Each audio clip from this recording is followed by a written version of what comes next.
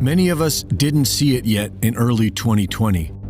But today, millions of us are now aware of the emerging one world government and their deceitful plans to seize power hidden under the guise of world health.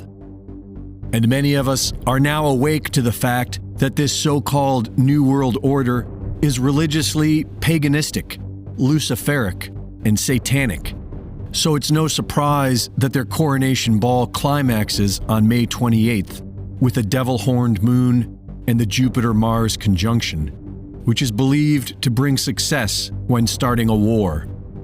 Their big week of megalomania begins on May 22nd in Switzerland, with both the World Health Organization's annual World Health Assembly and the World Economic Forum's annual meeting in Davos.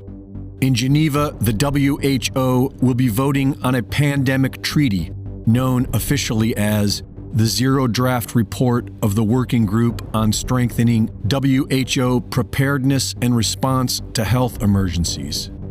This pandemic treaty will make them the directing and coordinating authority on international health.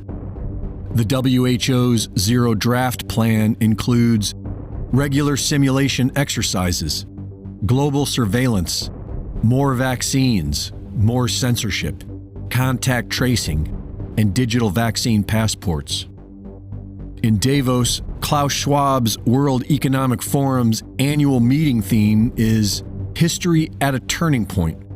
Their agenda includes more vaccines, more censorship, and more LGBTQI resilience. The same week in Indonesia, the United Nations Office for Disaster Risk Reduction is holding their annual global platform, where they will be planning for regular ongoing pandemic simulations, more global governance, more money to fight climate change, and ultimately accomplishing the United Nations 2030 Agenda, also known as the Great Reset. After the New World Order's narcissistic coronation week ends with the devil-horned moon and the Jupiter-Mars conjunction, Klaus Schwab and his fellow Satanists can celebrate with their friends at CERN. And then what? In March of 2021, the Nuclear Threat Initiative conducted a tabletop exercise simulating a global pandemic involving a monkeypox terrorist attack, something that Bill Gates has told us to expect.